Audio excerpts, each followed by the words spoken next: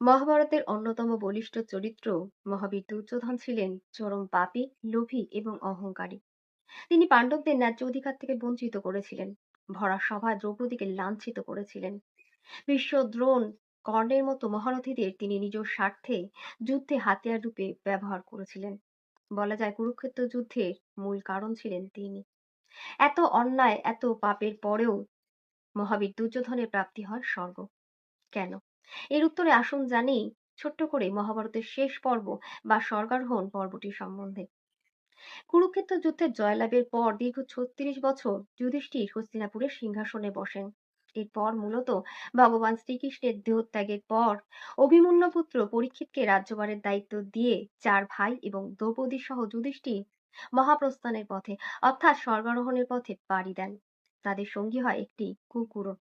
হিমালয়ের দুর্গম পথে আরোহণকালে একে একে দ্রৌপদী, অর্জুনের প্রতি পক্ষপাতিত্বের কারণে, নিজ জ্ঞানের অহংকারের কারণে সহদেব, নিজ রূপের অহংকারের কারণে নকুল, বীরত্বের অহংকারের কারণে অর্জুন এবং অত্যাধিক ভোজন ও স্থূলতার কারণে ভীম পড়ে মারা যান। একমাত্র ধর্মরাজ যুধিষ্ঠির ধর্মের পথে চলায় তিনি স্বর্গের দ্বারে এসে পৌঁছান, সাথে সহচর কুকুরটিও।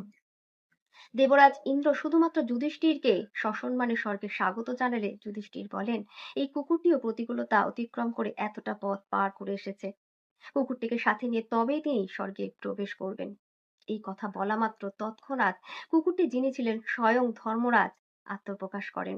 তিনি যুধিষ্ঠিরের উদ্দেশ্যে বলেন, আপনি অন্তিম পরীক্ষাতেও উত্তীর্ণ হয়েছেন। তো এরপর যুধিষ্ঠির স্বর্গে প্রবেশ করেন।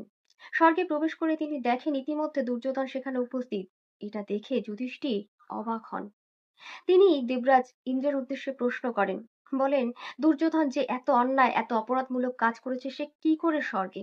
দেবরাজ ইন্দ্র দুর্যোধনের স্বর্গ লাভের কারণ জানান। তিনি বলেন, দুর্যোধন নিজ মতাদর্শে সবসময় অটল ছিলেন।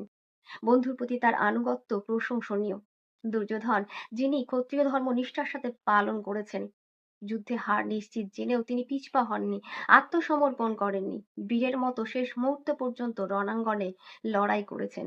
কুরুক্ষেত্রের মতো পবিত্র ভূমিতে তিনি মৃত্যুবরণ করেছেন।